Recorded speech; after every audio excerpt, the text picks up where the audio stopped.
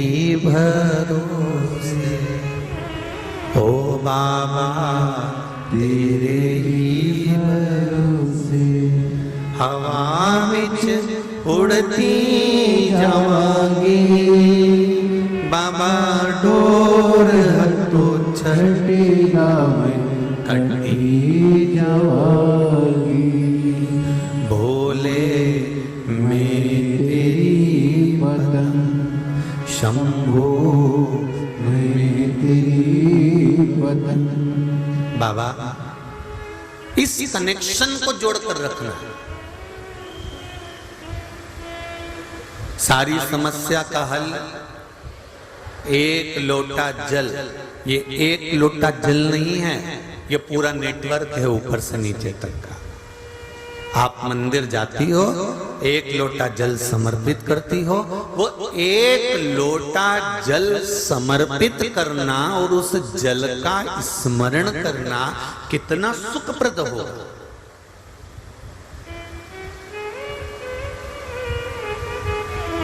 कितना सुखप्रद।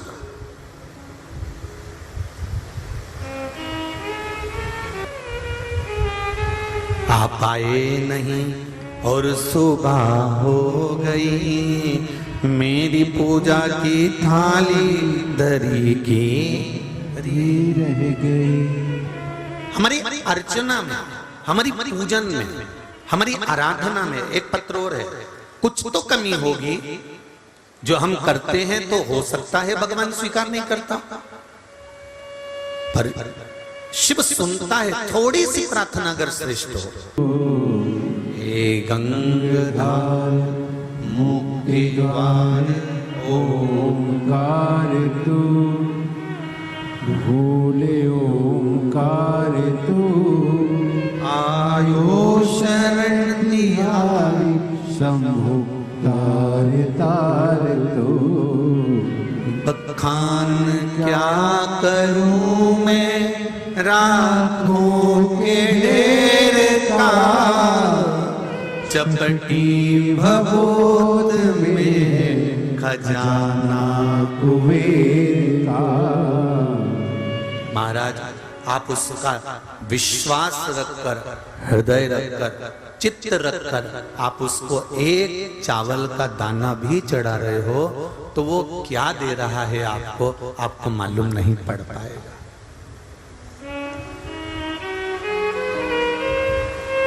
एक बात कहना चाहूंगा, यहाँ जितने लोग कथा सुनने के लिए बैठे हैं और जितने आस्था चैनल पर सुन रहे हैं, जितने फेसबुक यूट्यूब पर सुन रहे हैं, जितने इस हिंगोली की मंडी के प्रत्येक प्रांगण के अंदर बैठकर कथा सुन रहे हैं, ये ऐसे ही कथा सुनने नहीं आ गए। इनको ना निमंत्रण भेजा है, ना चावल भेजा है, ना कोई ने जाकर अनाउंस करा है, ना किसी ने जाकर इनको पत्रिका दी है, पर ये कथा सुनने क्यों आए हैं? इन्होंने एक ना एक बार भगवान शंकर से कुछ ना कुछ जरूर कहा होगा और बाबा ने जरूर दिया होगा, इसलिए यहाँ पहुंचे। ये निश्चित है, ये निश्चित था।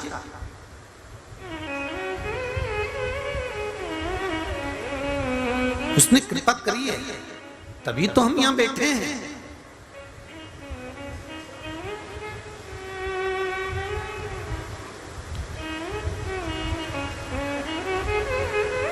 डेढ़ लाख 2 लाख लोग प्रतिदिन मोबाइल पर ऑनलाइन कथा श्रवण कर रहे हैं, जरा देखिएगा आप।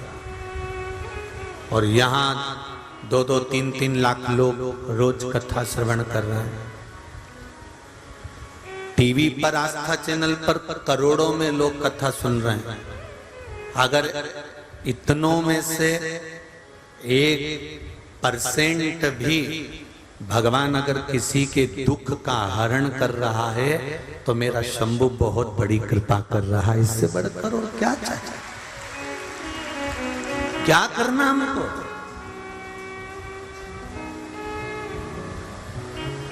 बस कर्म श्रेष्ठ होना चाहिए। अगर आपका और हमारा कर्म श्रेष्ठ है, कर्म अगर सही है, कर्म पे तो व्यक्ति पूजाता है। परशुराम भगवान भी ब्राह्मण थे और रावण भी ब्राह्मण था।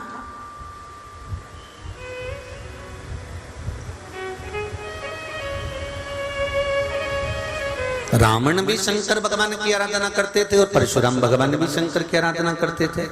बोलो सही है कि गलत है? रावण भी तप करता था और परशुराम भगवान भी तप करते थे। रावण भी साधना करता था और परशुराम भगवान भी साधना करते थे। परशुराम भगवान भी ब्राह्मण थे और रावण भी ब्राह्मण था, पर दोनों में कर्म पूजा गए। रावण ब्राह्मण था पर एक कर्म ऐसा कर गया कि चौराहे चौराहे पर उसका पुतला जल रहा है, और परशुराम भगवान ऐसा कर्म कर गए कि मंदिर के अंदर पूजा रहे हैं। ये कर्म पूजा। ब्राह्मण दोनों हैं, दोनों ब्राह्मण हैं, पर ये दोनों का जो कर्म है, ये दोनों जो कर रहे हैं, दोनों के कर्मों की प्रधानता है। एक अच्छा कर्म करे, धनुष भी लेकर गए तो राजा जनक जी के सामने शंकर के धनुष को दे दिया। धनुष लेकर पहुंचे तो राजा जनक को प्रदान कर दिया। धनुष लेकर पहुंचे तो जग कल्याण का कार्य किया। और रावण ने अपनी सत्ता बनाने के लिए, अपना वैभव बनाने के लिए, अपनी प्रतिष्ठा बनाने के लिए अहंकार के शब्दों का संबोधन किया, अपनी वाणी को अभिमतता से लिप्त कर कर छोड़ा।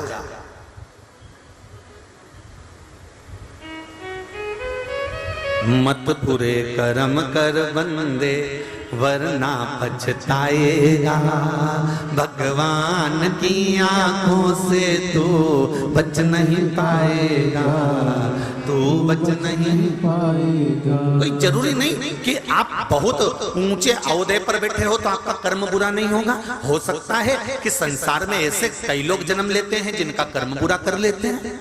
बहुत विद्वान से विद्वान भी विद्वत्ता में लिप्त होने के बाद भी कर्म बुरा कर जाते हैं। रावण में क्या कमी थी? सब कुछ था, सोने की लंका थी, मंदोदरी साथ थी, भरा पूरा परिवार था, कुटुंब कबीला था, शिव का उपासक था, शंकर की आराधना करता था, जिसके ससुर जिसके पिता स्वयं भगवान शंकर के यहाँ पर यजमान पांडित्य कर्म करते हो, ऐसे विद्वान रावण का कर्म बिगड़ जाना ये सोचने वाली बात है कि क्यों, किस कारण से। जब व्यक्ति का अभिमान, व्यक्ति का अहंकार, व्यक्ति की अभिमतता, व्यक्ति की अकड़, व्यक्ति का अहम जब सामने आ जाता है तो उसका करा घरा सारा की सारा कर्म बेकार हो जाता है। ये समझना है हमको कि हमारी वाणी में, हमारे व्यवहार में, हमारी विद्वत्ता में कहीं अहम प्रवेश तो नहीं कर गया, कहीं अहंकार प्रवेश तो नहीं कर गया।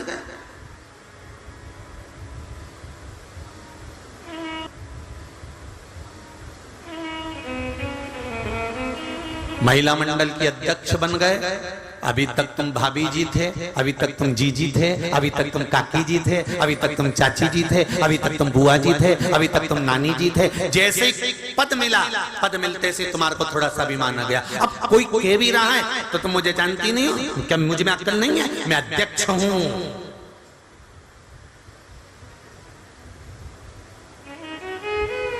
क्या मुझ में विद्वत्ता नहीं है? रावण को प्रत्येक मंदोदरी ने समझाया, स्वामी सीता को वापस दे दो, इस लंका को बचा लो। रावण कहता है तुम मुझे जानती नहीं है, अभी मैं कितना विद्वान, सारे ग्रह मैंने बंधन करके रख रखे और तू मुझे समझाने चलती।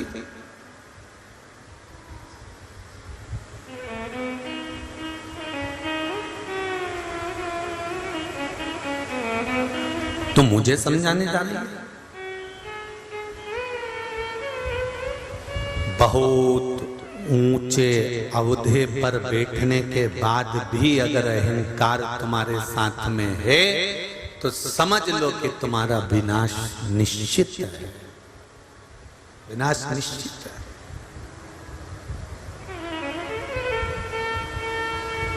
कितना विद्वान था क्रौंच गंधर्व,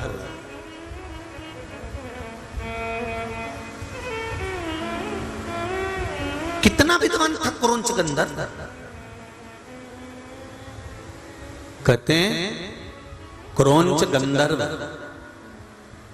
अगर कोई गलत काम करता था तो उसको रोक देता था। ए तुम क्या कर रहे हो, क्या कर रहे हो तुम?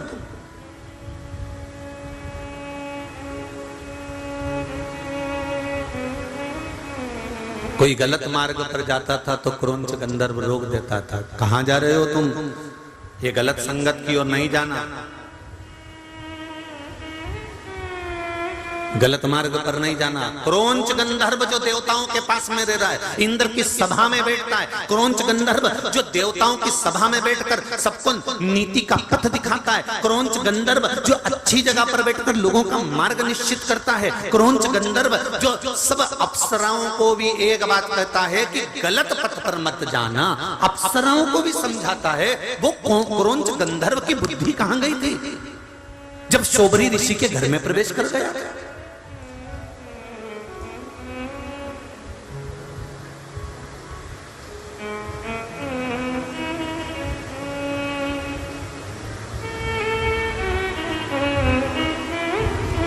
और किसके घर में गया?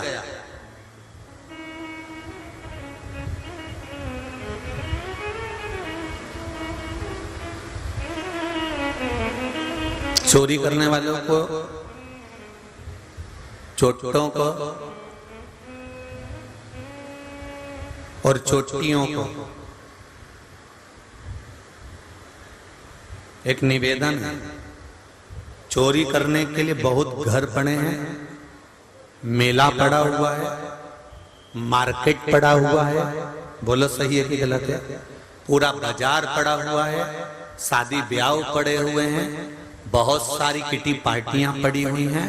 अगर चोरी ही करना है तो ऐसी जगह जाकर करो, पर चोरी कितना पापी चोर होगा, उसके पूर्वजों को कितना धिक्कारते होंगे देवता कि वो चोरी करने भी जाता है तो तीर्थ में और कथा में, जहां भक्त जाते हैं, जहां भगवान का भगत पहुंचता है, जहां भगवान का स्मरण करने वाला पहुंचता है, जहां भगवान का नाम जाप करने वाला पहुंचता है। तुम्हारा भाग्य कहां चले गया? क्या मेले नहीं लगते? क्या झूले नहीं लगते? क्या मार्केट में भीड़ नहीं होती? क्या मार्केट में नहीं जा सकते? चोरी करना है तो ऐसे जगह पर जाकर चोरी करो जहां भगवान का भजन ना हो रहा हो, जहां भगवान का कीर्तन ना हो रहा हो, जहां भीड़ भड़के में परमात्मा का नाम जाप ना हो रहा। चोरी करने का शौक है, भगवान ने तुम्हारे ललाट पर सील लगाकर भेजा है कि तुम चोरते हो तो चोरी करो, जाओ।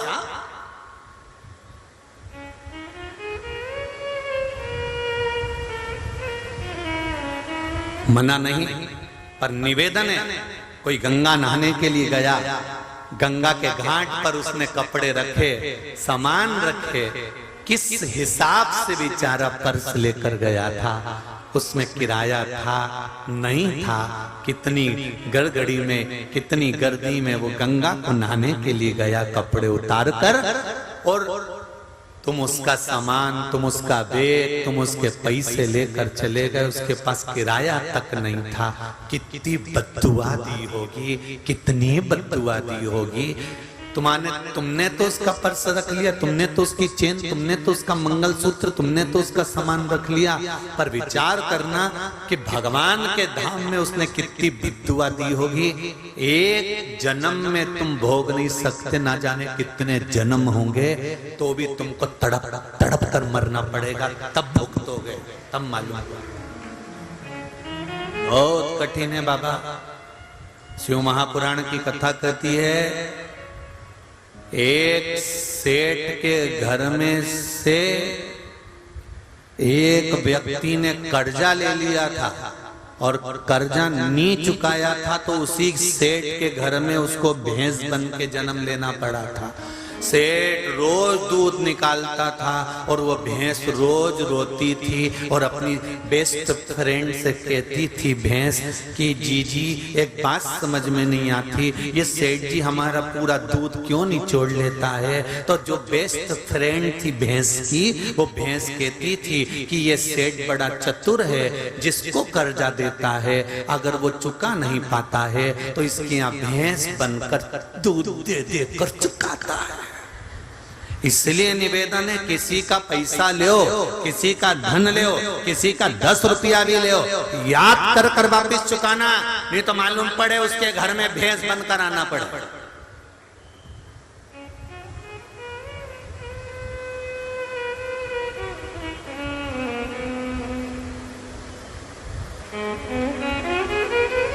कितना भोगना पड़ता है।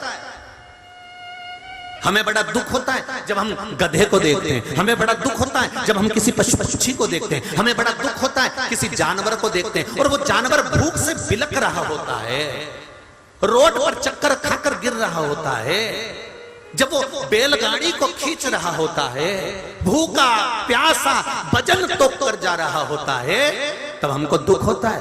बेचारा देखो तो सही कैसा बैल है, देखो तो सही कैसा जानवर है, कैसा जीव है, उसका मालिक उसको कोड़े मार रहा है, उसका मालिक उसको रस्सी मार रहा है और वो वजन से वजन सामान को लेकर भाग रहा है, दौड़ रहा है, चल रहा है, घोड़ा चलते जा रहा है, इतना वजन तोप कर जा रहा है। हमें दुख होता है, हमें दुख होता है, पर हम समझते हैं कि हमें दुख हो रहा है उसको देखकर, पर वो दुख नहीं होना चाहिए क्योंकि उसके कर्म का दंड वो भोग रहा है, जो पूर्व में किया था उसको भोगना पड़ रहा है।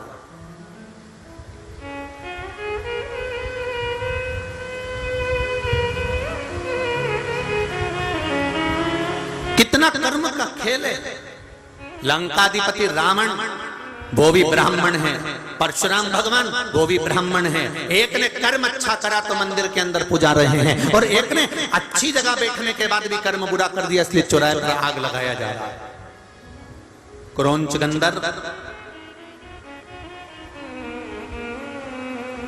देवताओं की सभा में बैठने वाला क्रौंच गंधर्व, जो देवताओं की सभा में बैठकर सबको ज्ञान देता था, सबको विद्वत्ता बताता था, सबको अभिमतता में सबको अपना अपना रसतत्व ग्रहण कराता था। क्या कर रहे हो, कहां जा रहे हो, क्यों गलत काम कर रहे हो, क्यों गलत मार्ग पर जा रहे हो। जो इतना विद्वान होने के बाद क्रौंच गंधर्व शोभरी ऋषि के घर में प्रवेश कर गया, जिस समय पर शोभरी ऋषि की धर्म पत्नी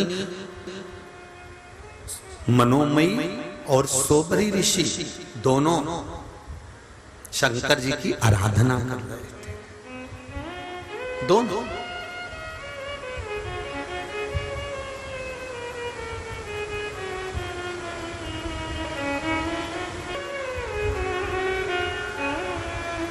ऐसे वर को क्या वरूं जो जन्मे और मर जाए, वर वरूं मेरा सांवरा तो मेरा चूड़ा अमर हो जाए।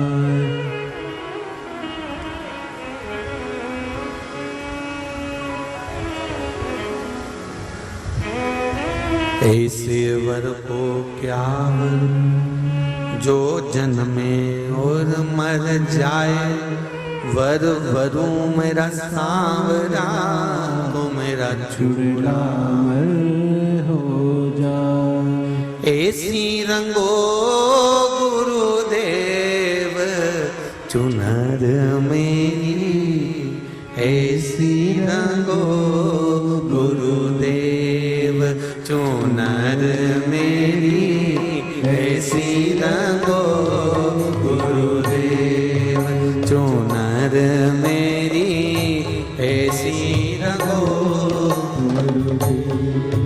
चुनर मेरी, ऐसी रंगो गुरुदेव, ऐसी रंगो गुरुदेव चुनर मेरी, ऐसी रंगो गुरुदेव चुनर, ऐसी रंगो गुरुदेव। सब गाइए। मोरी ऐसी रंगो गुरुदेव, चुनर मोरी ऐसी रंगो गुरुदेव, चुनर मोरी ऐसी रंगो गुरुदेव।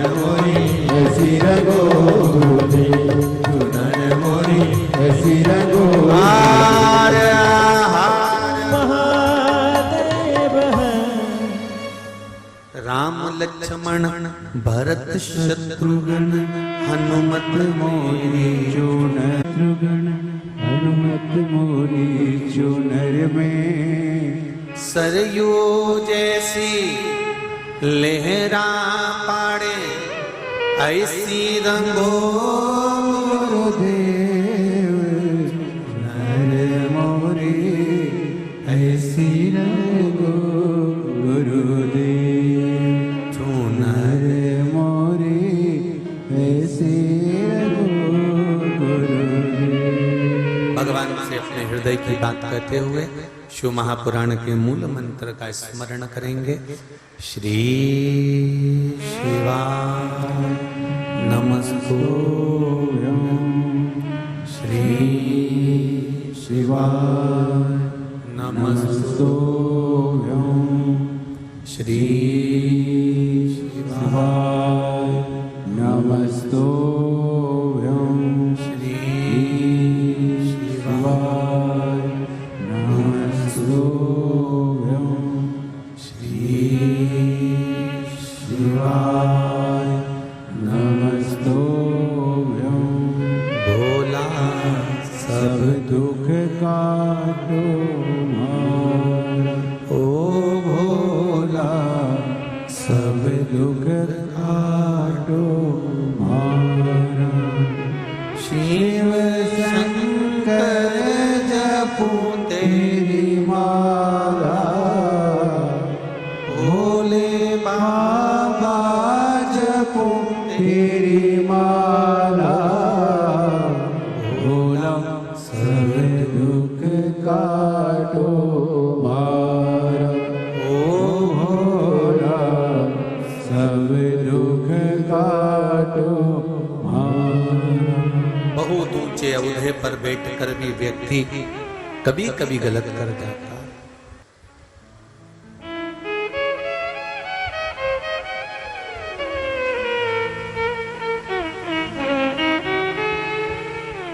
चोरों को ये नहीं मालूम पड़ता कि वो कहां चोरी कर रहे हैं, उनको तो धन चाहिए।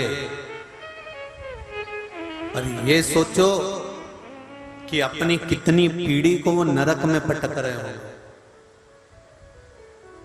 सोबरी ऋषि के घर में मनोमयी पूजा की तैयारी कर रही है, शिव का स्मरण करने की तैयारी है।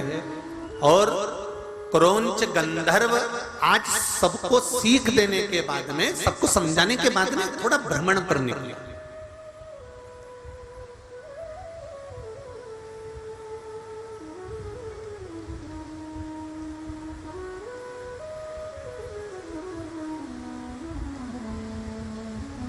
कितना बड़ा गंधर्व, कितने ऊंचे सिंहासन पर बैठने वाला, कितना लोगों को ज्ञान देने वाला।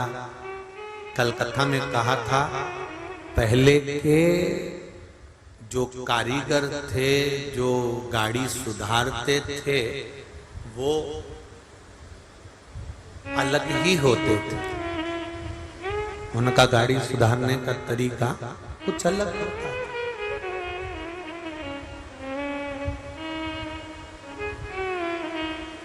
और अभी जो कारीगर हैं, इनका गाड़ी सुधारने का तरीका अलग। गलती कर गए क्रौंच गंधर्व, भ्रमण पर निकले। घूमते घूमते क्रौंच गंधर्व सोबरी ऋषि के द्वार पर पहुंच गए। ऊंच निवास नीच कर देख न सकल बहुत ऊंची गादी पर बैठ जाओ, बहुत ऊंचे सिंहासन पर बैठ जाओ, बहुत ऊंचे औहदे पर बैठ जाओ, बहुत ऊंचे सिंहासन पर बैठ जाओ। और बैठने के बाद अपनी चित्त, अपनी बुद्धि, अपना विचार, अपनी वाणी, अपनी सोच सही बनाकर रख लेना बहुत कठिन बात।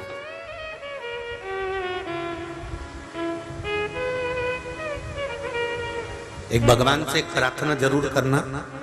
आप लोग, मैं तो निवेदन करूंगा हिंगोली वासियों से भी आस्था चैनल पर कथा सुनने वालों से भी, फेसबुक यूट्यूब पर कथा सुनने वालों से भी निवेदन करूंगा, भगवान से प्रार्थना करना, भगवान हमें ऊंचे सिंहासन पर बिठाना, हमें ऊंची गादी देना, हमें राशि ठाड़ देना, हमें दुनिया का सारा सुख देना, पर इतनी कृपा करना कि अपनी वाणी से, अपने द्वारा हम किसी को नीचा ना दिखाएं। अपनी वाणी से, अपने द्वारा हम किसी को नीचा ना दिखाया जाए, किसी को हमारी वाणी से चोट ना लगे, किसी को हमारी वाणी से कोई घात ना पहुंचे।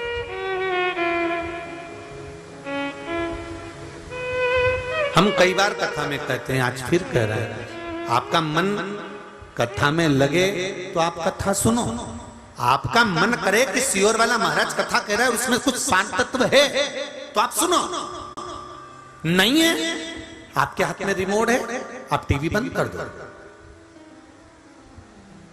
बहुत सारे महाराज आ रहे होंगे, चेंज कर दो तुरंत, बटन ही तो दबाना है, महाराज चेंज, उसमें क्या दिक्कत है? और दिल करे तुम्हारा कि हाँ कथा सुनना है और इसमें से कुछ ग्रहण करना है।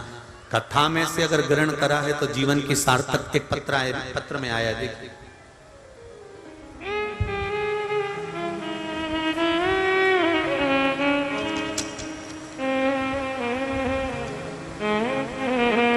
अंजुलेश नवीन जायसवाल हिंगोली से हैं, कहीं बैठे हो तो हाथ हिलाइएगा। आप ही हैं? श्री शिवाय नमस्ते, दोनों हाथ हिला दो एक बार।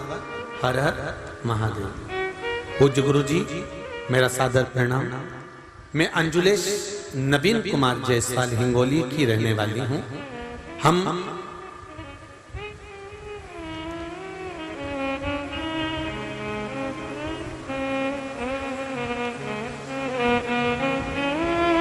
नौ 5 को 2022 में कुबेरेश्वर धाम सीहोर आए थे और हमें रुद्राक्ष भी मिला था। हमें मिलने के बाद उसी दिन रुद्राक्ष बटना बंद हो गया था। बाबा की कृपा से हमें 3 महीने में फिर बाबा के दर्शन हिंगोली में हो गए। हम बाबा को धन्यवाद देते हैं, बहुत बहुत साधुवाद बाबा। गुरुजी, मेरे देवर की पीठ में दर्द था, फिर हमने हिंगोली में ही डॉक्टर को बताया, सोनोग्राफी करवाई। उसमें मेरे देवर की एक किडनी पूरी तरह से खराब हो चुकी थी। जरा ध्यान देना कथा पर, शांति रखो बाबू, बटल ना लगेगा। डॉक्टर को बताया और सोनोग्राफी की, उसमें देवर की एक किडनी पूरी तरह खराब हो चुकी थी और दूसरी आधी खराब हो गई थी। हिंगोली के डॉक्टर ने डायलिसिस करने का बोल दिया था। उसके बाद दवाखाने में से आने के बाद हमने दूसरे डॉक्टर को भी दिखाया, बाहर भी दिखाया, तो भी उन्होंने एक ही बात कही कि इसकी किडनी बेकार हो गई। तब हमने विचार करा क्या करा जाए। तब 1 लोटा जल, उसमें थोड़ी सी काली मिर्च का प्रयोग कर कर शिवलिंग को चढ़ाना प्रारंभ किया। उनके हाथों से जल चढ़वाते, सीहोर से जो रुद्राक्ष लेकर आए थे हमने उसको गलाकर पानी देना और उसी रुद्राक्ष को उनके गले में पहना दिया। बाबा से प्रार्थना करी, बाबा अब हम हमारे शहर के आसपास के सारे डॉक्टरों को दिखा चुके, अब लास्ट है हम इनको नागपुर लेकर जा रहे हैं, पर बाबा आप संभाल लेना। रुद्राक्ष पहनाकर जो कुबेरेश्वर धाम सीहोर से रुद्राक्ष लाए थे वो उनके गले में डाल दिया और उनको नागपुर भेज दिया। नागपुर लेकर गए, दूसरे दिन उनका वहां टेस्ट चालू हुआ और सारी रिपोर्टें आना जब प्रारंभ करी, हम हमारे घर में श्री शिवाय नमस्तुभ्यम बोल रहे थे। देवर को कहकर बोला था कि श्री शिवाय नमस्तुभ्यम बोलते रहना, रुद्राक्ष नहीं हमने शंकर भेजा है। ये विचार कर कर हमने जब देवर को भेजा और उसकी रिपोर्टें जब आना प्रारंभ हुई, सारी रिपोर्ट नील आना प्रारंभ हो गई और हमारा देवर ठीक हो गया। गुरुजी अब वो ठीक है। बैठो बहन, श्री शिवाय नमस्तुभ्यम। एक पत्र और है, बड़ा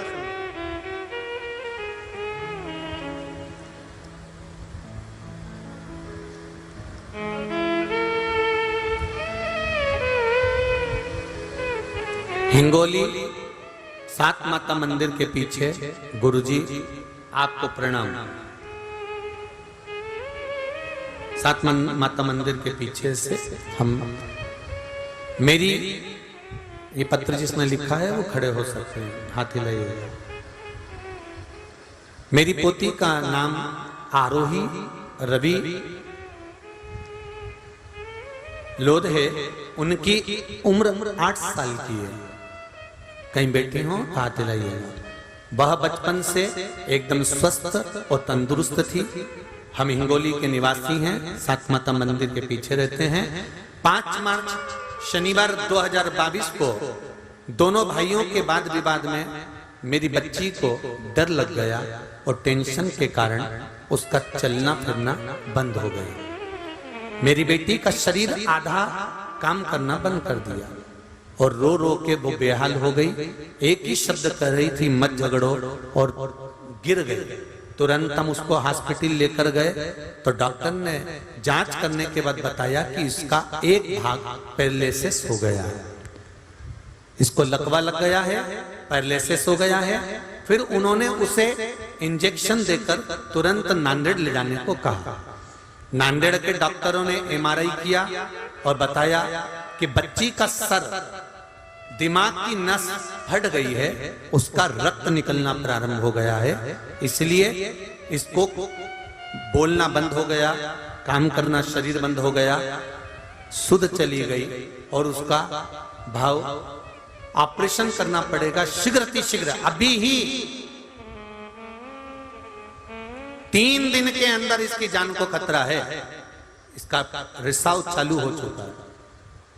गुरुदेव श्री शिवाय नमस्तुभ्यम का जाप हमने उसी पल उसी घड़ी करना प्रारंभ कर दिया।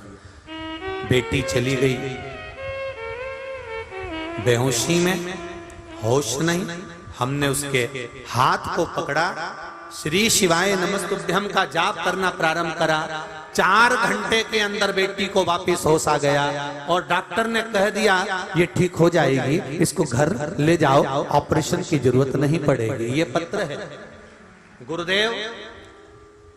10 दिनों में ही बेटी थोड़ा थोड़ा चलना प्रारंभ कर दी। उसका जो पैरालिसिस था वो आराम लग गया। भोले बाबा की कृपा से आज हमारी बच्ची पूरी तरह से चलने बोलने लगी है, स्कूल जाने लगी है, यूनिफॉर्म आदि कादिक सब पहन कर जाती है। हमने टेस्ट पर टेस्ट करा लिए, अब हमारी बेटी पूर्ण तरह से आराम है। ऑपरेशन नहीं करने दिया बाबा ने। ये शिव है। उस बेटी का फोटो भी लगाया, देखिए, जो आस्था चैनल पर कथा सुन रहे हैं, फेसबुक यूट्यूब पर सुन रहे हैं, और आप लोग भी दर्शन कर लीजिए। ये शिव है, औघड़ी शंकर कृपालु। तेरी कृपा बिना न हिले एक भी अनु लेते हैं सांस तेरी कृपा से तनो तनो। बखान क्या करूं मैं राहों के ढेर का, चपटी भगोत में खजाना कुबेर का। मैं क्या वर्णन करूं, समझने वाला नहीं समझ सकता कि शिव ऐसा क्या है। किसी को अटैक आता है तो पंडित जी कभी नहीं कहते कि राम रक्षा स्तोत्र का पाठ करो, बोलते हैं क्या?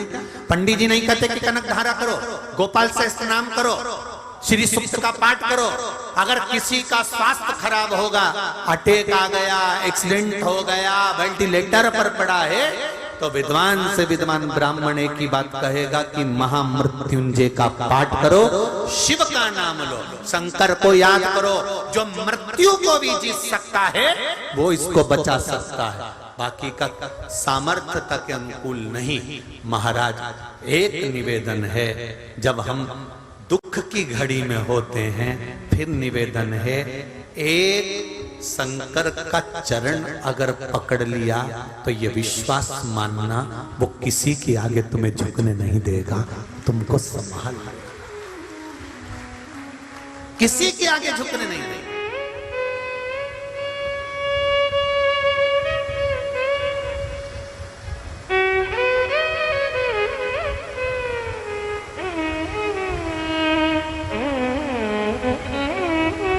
एक पति नौकरी करता था, उसकी नौकरी छूट गई। छूटने के बाद में पति ने एक प्लाट था, प्लाट पर मकान बना लिया कर्जा लेकर। कर्जे वाले प्राण पर प्राण खा रहे, नौकरी अलग छूट गई। पत्र है देखिए।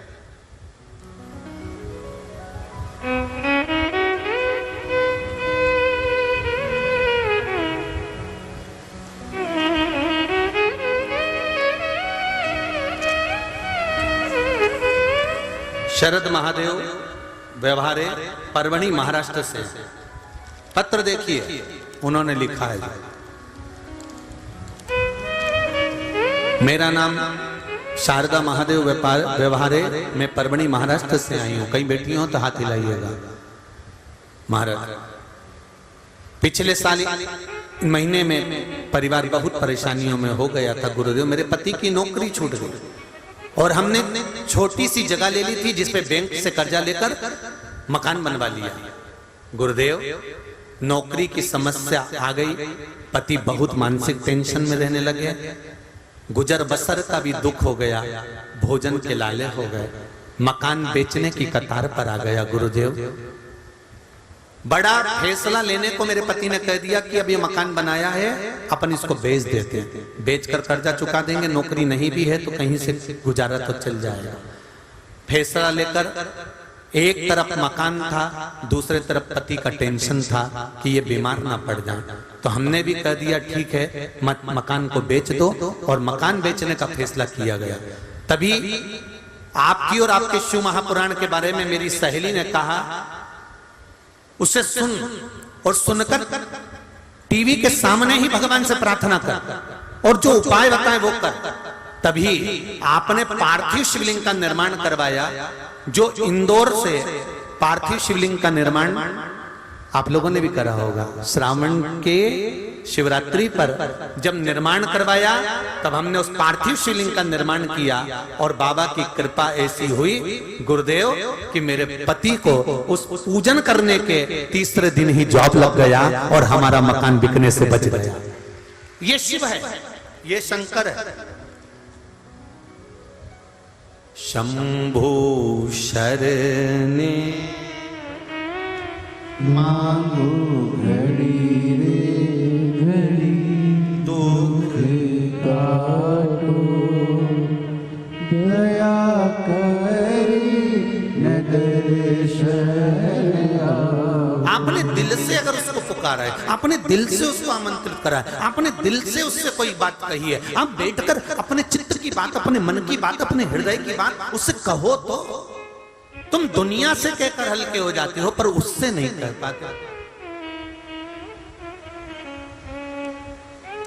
भोलेनाथ, मेरी बेटी की शादी करा दो। शंकर भगवान बोले, बेटी तेरी तो मैं काहे को शादी कराऊं?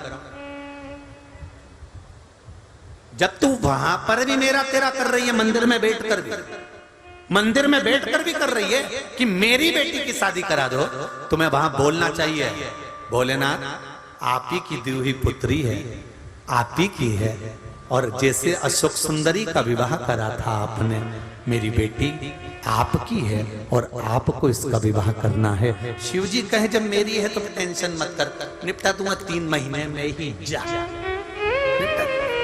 जहां तेरा अहंकार आ जाता है, मैं और मेरा आ जाता है, अभिमान के शब्द आ जाते हैं, अभिमत्ता की वाणी आ जाती है, वहां से भगवान दूर हो जाता है। जहां रावण शंकर भगवान की आराधना करते थे, रावण शंकर भगवान की आराधना में लगा रहता था, पर रावण जब अहंकार की बात करता था, मैं लंकेश हूं, तो भगवान शंकर बहुत दूर हो जाते थे।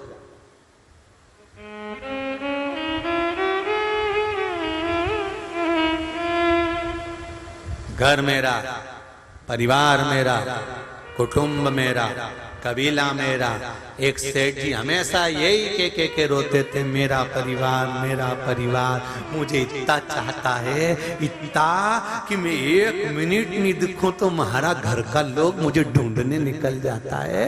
तो इतने में गुरुजी आए उनके गांव में, गुरुजी ने कहा तुम्हारा परिवार तुम्हें इतना चाहता है, हम भी देखना चाहते हैं कितना चाहता है, तो एक काम करो ना, थोड़ी आधा घंटा के लिए मरीज जाओ। तो क्या आधा घंटा के लिए कोई मरता है क्या? नहीं, बस तुम ऐसा पानी पीते पीते लुढ़क जाना। गुरुजी बोले हम डॉक्टर को बुलवा के खिलवा देंगे, ये मर गया, उठना मत ही बस हो, आधे घंटे बाद हम उठा देंगे, हम भी तो देखें तेरा परिवार कितना तुझे चाहता है, चल मर। उसने कहा गुरुजी मेरे मरने पर मेरी पत्नी, मेरा बेटा, मेरी बहू, मेरा पोते को कुछ हो गया तो इसकी जवाबदारी कौन लेगा? क्योंकि वो मुझे बहुत चाहते हैं। गुरुजी बोले सबकी जवाबदारी हमारी, तुम मरो, पानी पियो जल्दी। और ऐसे पीते पीते गिलास समेत लुढ़क जाना, हम खिलवा देंगे डॉक्टर से कि तू मरी गया। तो डॉक्टर कैसे बोल देगा भरा कि जिंदा के मर गया? वो तो हमारी मर्जी, तुम तो मरो, चलो मरो, बस आंख मत खोलना, पड़े रहना, ठीक है। और सेठ जी और हमारे परिवार को कुछ हो गया तो हम बैठे हैं ना, तुम तो मरो। और पानी पीते पीते सेठ जी लुढ़क गए। लुढ़कते से ही डॉक्टर को बुलाया, गुरुजी ने उनको इशारा कर दिया, कहीं इसको कह दे मर गया, तू भी यहीं बैठे रहे। और डॉक्टर ने भी कह दिया मर गया। और पत्नी धाड़ धाड़ के रोने लगी, खूब डिजाइन डिजाइन में रोई, खूब। सारा घर का लोग रोया, खूब रोई। महाराज सेठ चले गया, खूब धाड़ धाड़ के रोई। मुझे तो बोलते एक बार, मैं भी तुम्हारे साथ चल जाती, मेरे को अकेली छोड़ गए। खूब रोया। गुरुजी बोले सेठानी मत रो, क्यों रो रही है? मेरे को बताया था करिए, मेरे को अकेला छोड़ गए। इतने में गुरुजी ने झोली में से पुड़िया निकाली, पुड़िया निकाल कर कहा सेठानी इस पुड़िया में एक ऐसी चीज है, तू खाएगी तू मर जाएगी और सेठ जी जिंदा हो जाएंगे, ले खा ले। इतने में तो पत्नी रोती हुई बोली इनकी तो उम्र हो गई थी, अब धाड़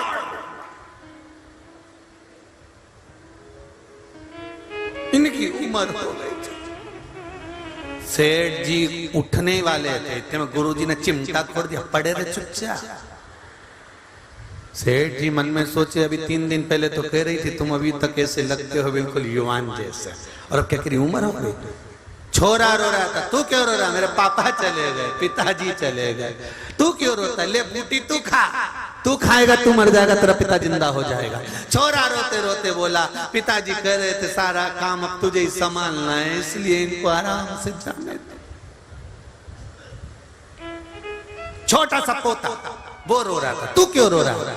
मेरे दादाजी मर गए, तो रोने की क्या जरूरत है? अब मुझे कुरकुरा कौन दिलाएगा, चाउमीन खिलाने कौन ले जाएगा? भगर भगर बोलते कि भग गया, बगर भगर जो वो कौन खिला? तो तू क्यों रोता? ले ये बूटी तू खा ले, तू मर जाएगा, तेरा दादा जिंदा हो जाएगा। इतने में से छोरा रोते रोते गुरुजी के गोदी में जाके बैठ गया। गुरुजी तुम्हारे कोई आगे नहीं, तुम्हारे कोई पीछे नहीं, तुम नहीं खा लो। गुरुजी सब मिलके गुरुजी को खवा रहे। इतने में गुरुजी ने सेठ जी से कहा उठ जा उठ जा, नाटक बंद करो, उठ जा। अभी तो कह रहे थे कि मेरा घर, मैं मर गया सब मर जाएंगे, मैं चला गया सब रो रो के बेहाल हो जाएंगे, कोई बूटी नहीं खा रहा। और तू जोड़ जोड़ जोड़ 8 बजे से दुकान खोल कर बैठा, रात को 10 बजे तक ग्राहक आ रहा है, ग्राहक आ रहा है, ग्राहक आ रहा है, जोड़ जोड़ जोड़ जोड़ जोड़। शुगर बीपी ब्लड प्रेशर सब कर लिया शरीर में, नरक जैसा शरीर कर लिया। घुटने काम नहीं कर, कमर काम नहीं कर रही, आड़ा टेढ़ा होके चले। भगवान से के भगवान भगवान, अब भगवान भी क्या पूरा शरीर बेकार करा जोड़ जोड़ के, जिनके लिए मरा के उनसे कि थोड़ा आधा घंटा बैठो मेरे शरीर की मालिश करो। छोरा से के 1 घंटा बैठ मेरे शरीर की मालिश कर। पत्नी से बोल जिसको कमा कमा कर दिया था, जिस छोरे के लिए बिल्डिंग बना कर दी थी, उसको बोल, पोते को बोल कि मैंने इतना छोड़ कर जा रहा हूं, मेरे शरीर का देख रेख करो। कोई नहीं आएगा, इस शरीर को खुद को भोगना पड़ेगा।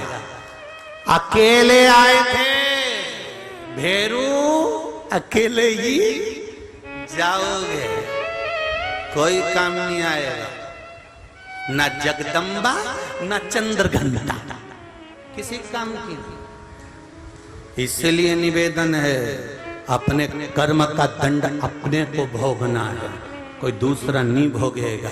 ये तो खजूर वाली चोटी बन चचा, तुम अच्छे से रहो, अपने कर्म का भोग भोगना। इसने जीवन की सार्थकता को सिद्ध करिए और बन सके तो एक लोटा जल शंकर को चढ़ाना प्रारंभ करो अपना जीवन संवारने के लिए।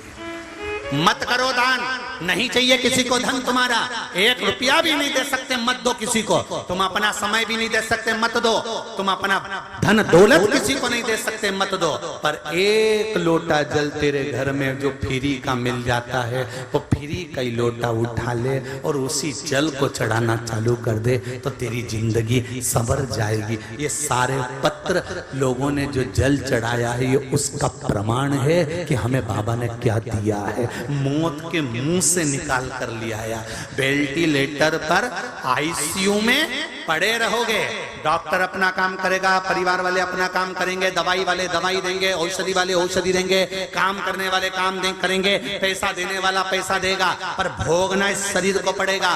वेंटिलेटर पर पड़े रहोगे, आईसीयू में पड़े रहोगे, घर के लोगों को 24 घंटे अंदर नहीं रहने देंगे। रहने देते क्या? बाहर बैठे रहो, कभी कभी अंदर आने देंगे, दर्शन कर लो, देख लो, चले जाओ बाहर, अंदर कोई नहीं आने देगा। तब अंदर कौन रहेगा? शिव महापुराण की कथा कहती है जो तुमने 1 लोटा जल चढ़ाया है तुम्हारे पलंग पर वो शंकर बैठा मिलेगा, हर पल हर घड़ी हर क्षण मिलेगा, वो शिव मिलने वाला। अकाल मृत्यु वो मरे जो काम करे चंडाल का, काल उसका क्या बिगाड़े जो भक्त हो महाकाल का। अपना समय निकालो, भगवान शंकर को 1 लोटा जल। दुकान 8 बजे जाते हो, दुकान टाइम पे ही खोलना है तो 7:45 बजे शंकर के मंदिर चले जाओ। समय दिन में नहीं मिलता, सुबह नहीं मिलता, दिन में बेटा आ जाए तब चले जाओ। तो कहो शंकर के मंदिर कभी भी जा सकते हैं, तो शमशान जाने के लिए कोई मुहूर्त देखा जाता है? कोई मर गया तो तुमने कभी सुना? पंडित जी को पंचांग में देखो जरा, हमारे दादाजी मर गए, इनको कितनी बजे ले जाए, जरा देख के बता।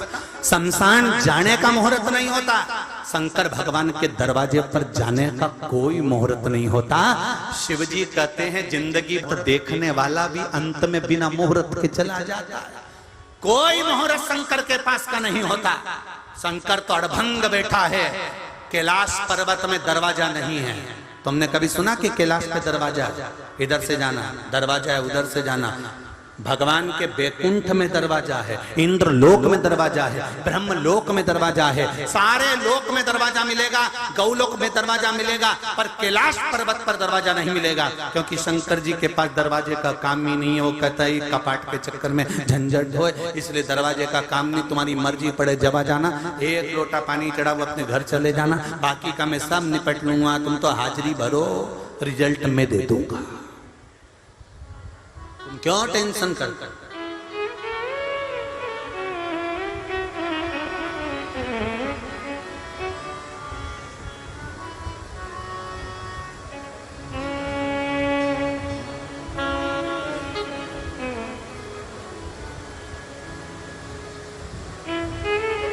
इससे तो आगे भजन ही है साथी, भजन के बिना तू अकेला रहेगा। रे मन मन मुसाफिर अरे केवल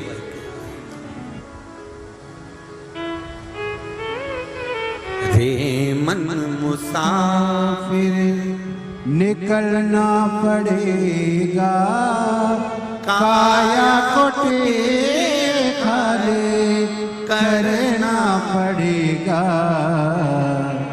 रे मन मुसाफिर निकलना पड़ेगा, काया कुटी खाले करना पड़ेगा। इसलिए निवेदन है महाराज, बहुत निवेदन, अपनी जिंदगी को पहचान लो, मनुष्य शरीर को पहचान लो। खूब दुकान पर बैठो, खूब अच्छी नौकरी करो, खूब कमाओ, तुम्हारी कैपेसिटी से ज्यादा कमाओ, खूब कर्म करो। हम कभी मना नहीं करते कि तुम दुकान छोड़ दो, घर छोड़ दो, ये आज तक नहीं बोला होगा। एक बात जरूर बोली कि खूब कमाओ और दिल से कमाओ। प्रत्येक महाराज प्रवचन में कहते हैं कि दुकान से मुंह हटाओ, घर से मुंह हटाओ, पर श्योर वाला तो एक ही बात कहता है, तुम 24 घंटे खूब कमाओ, मना नहीं है। क्योंकि हम मना भी कर देंगे तो कोई तुम हमारी कहना मानने वाले हो क्या? तो हम क्यों मना करें, फालतू का झंझट में पड़े। तुम तो खूब कमाओ, तुम्हारी कैपेसिटी से ज्यादा कमाओ, पर अपनी कमाई का थोड़ा सा भाग अपने शरीर पर भी खर्च करो, क्योंकि ये रहेगा तो ही तो आनंद ले पाओगे जिंदगी का। अगर यही नहीं तो जिंदगी कैसे जियोगे साहब? अपने ऊपर खर्च करो, थोड़ी बादाम बादाम। कभी कभी दुकान पर भी जूस बुलवा लिया करो। तुम जूस इसलिए नहीं बुलवाते क्योंकि वहां पे 3-4 नौकर भी रहते हैं, इस चक्कर में तुम जूस नहीं पी पाते। और तुम जूस नहीं पी पाते तो नौकर तुम्हारा जूस निकाल कर पी जाते हैं।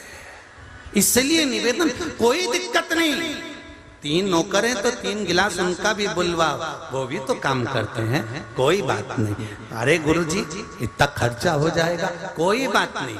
शिव कथा कहती है जितने हमारे यहाँ काम करते हैं उतनों के भाग्य का शंकर खुद देते चले जाता है। आप क्या टेंशन लेना। तुम्हारे घर में 4 मेहमान आते हैं तो उससे पहले व्यापार अच्छा चल जाता है। लोग कहते हैं दिवाली पे व्यापार अच्छा चलता है, तो दिवाली पे व्यापार क्यों अच्छा चलता है? क्योंकि दिवाली पर तुम गुजिया बनाते हो, चकली बनाते हो, मिठाई बनाते हो। किसके लिए बनाते हो? अपने लिए? नहीं नहीं, लोग मिलने आएंगे तो उनको खिलाना पड़ेगा। जब 4 लोग हमारे घर में आते हैं तो उससे पहले मेरा महादेव तुम्हारा व्यापार ऐसा चला देता है कि ये 4 आएंगे तो इनके भाग्य का भी तो देना पड़ेगा, इसलिए उनके भाग्य का तुमको एक्स्ट्रा देता है परमात्मा। इसलिए कभी ये मत सोचो कि कोई आएगा तो हमारे यहाँ कम हो जाएगा। नहीं, अगर अतिथि देवो भव, अगर कोई आया है तो उसके भाग्य का मेरे देवाधिदेव ने पहले दे दिया या बाद में देगा, पर देगा जरूर, ये निश्चित है।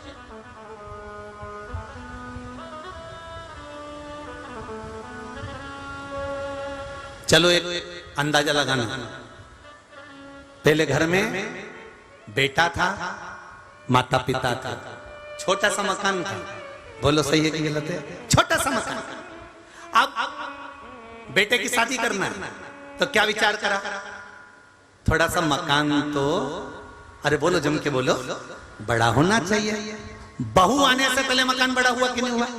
एक कमरे की व्यवस्था तुमने करी कि नहीं करी कि बेटा इस कमरे में रहेगा? सोचो, अभी तो वो आई नहीं है, केवल पक्का संबंध करा है।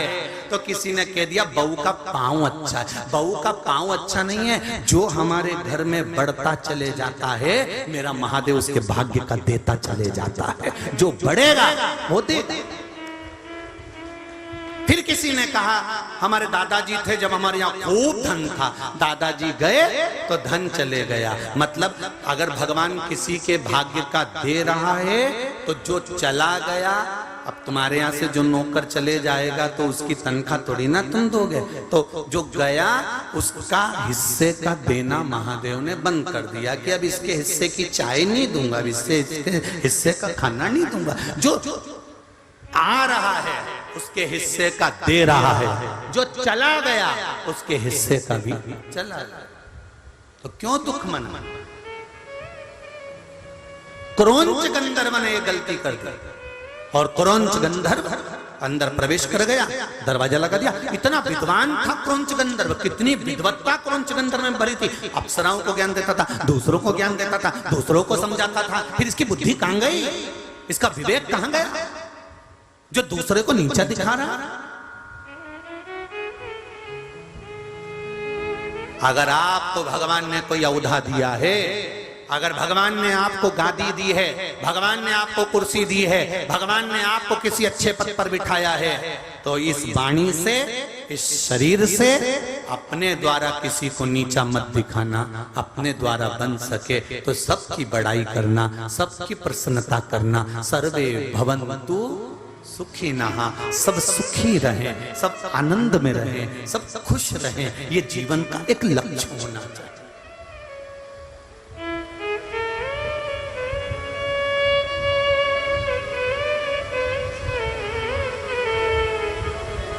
अपने मन से आप भगवान का गुणगान करो।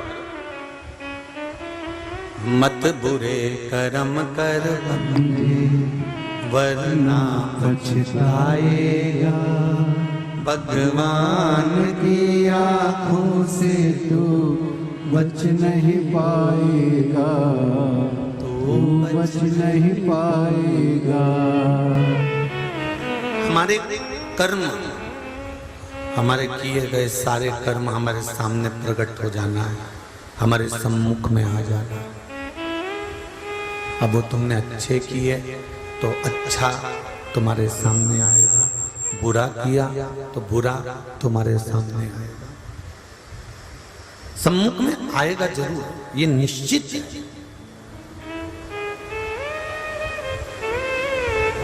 अच्छा, एक प्रैक्टिकल कर कर देखिएगा, छोटा सा प्रैक्टिकल है, आप जरूर करिएगा कि एक बंद कमरे में, बिल्कुल बंद कमरा, और उस कमरे में बैठकर आप किसी की निंदा कर कर देखना। एक प्रैक्टिकल करके देखना छोटा सा, कि बंद कमरे में बैठे और किसी की निंदा करने कर दी, किसी की निंदा करी, बंद कमरे में बैठकर आपने किसी की निंदा करी है, जिसकी निंदा करी है वो वहां पर नहीं है, ना उसका कोई पहचान वाला है, ना उसको कोई जानने वाला है, ना उसको कोई देखने वाला है, केवल बंद कमरा और आप हो। प्रैक्टिकल करके देखना, जिसकी तुमने निंदा करी है 15-20 दिन होंगे और तुमने निंदा करी और उस तक खबर पहुंच जाएगी, भले कोई था कि नहीं था।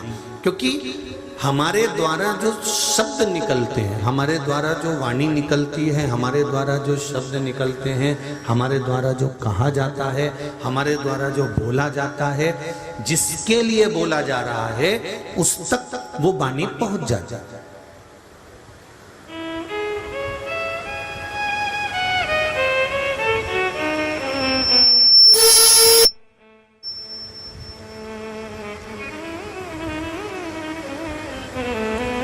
हमने जिसके लिए बोला वो वाणी वहां तक पहुंच जाएगी। अब समझिए, सिर में दर्द हो रहा है, गोली सिर की तुमने सिर पे मली है क्या? जम के तो बोलो नहीं, उसको खाइए। गोली खाने के बाद कहां गई? पेट के अंदर। बंद क्या हो गया? जम के तो बोलो सिर। हाथ में दर्द था, गोली हाथ पे नहीं मली है, गोली खाई गई पेट में, दर्द बंद कहाँ का हुआ? हाथ का। कमर में दर्द था, गोली खाई गई पेट में, पर कमर का दर्द बंद हो गया। गोली को कैसे मालूम कि सिर ही बंद करना है?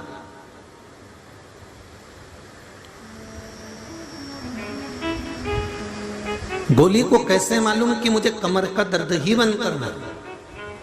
गोली को कैसे मालूम कि तुम्हारे कानों में दर्द है तो कानों का दर्द ही बंद करना है? गोली को कैसे मालूम कि पीठ का दर्द ही बंद करना है? खाई थी, पेट में गई थी, पर उस गोली का असर इस रक्त में मिलकर, इस शरीर में मिलकर उस जगह तक पहुंच जाता है जिस जगह पर वो दर्द हो रहा है। उसी तरह हम एकांत में बैठकर भी अगर भजन कर रहे हैं, कहीं एकांत में बैठकर भी मंत्र जाप कर रहे हैं, कहीं एकांत में बैठकर भी हम उसको याद कर रहे हैं, कहीं एकांत में बैठकर भी हम उसके स्मरण कर रहे हैं, तो ये निश्चित है तुम 7 ताले में बंद होकर भी परमात्मा का भजन करो तो भी उस परमात्मा तक आवाज पहुंच ही जाती है कि ये मुझे याद कर रहा है।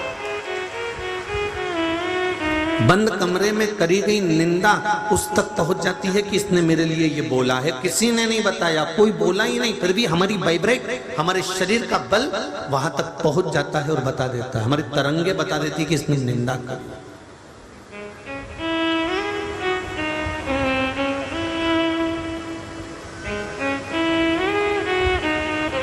आप एक कमरे में बंद हैं, और उस कमरे में बंद होकर भी निंदा कर रहे हैं तो उसके तक खबर पहुंच गई कि इसने तेरी निंदा करी, इसने तेरे लिए कुछ बोला। अर्थात हमारी तरंग है, हमारे शरीर का ये तरंग है, वाइब्रेशन है, वो वहां तक बता देता है कि इसने तेरी निंदा करी है। उसी तरह हमारा किया गया भजन, कल कथा में कहा था कि आंख नहीं भी होगी तो भी भगवान मिल सकता है, शरीर का कोई इंद्रिय अगर खराब हो गई तो भी भगवान मिल सकता है। बस ये मन, ये चित्त, ये हृदय, ये दिल उस परमात्मा से लगा हुआ होना चाहिए, ये मन उस भगवान से लगा हुआ होना चाहिए। तेरी कृपा बिना न हिले एक भी अणु तेरी कृपा से तनो तनो, हे गंगाधर मुक्तिदार ओमकार भोले ओमकार तो आयो शरण तिहारी शंभु तार तार तू। बखान क्या करूं मैं राखों के ढेर का, बखान क्या करूं मैं राखों के ढेर का, झपटी भगवत में है खजाना कुबेर का।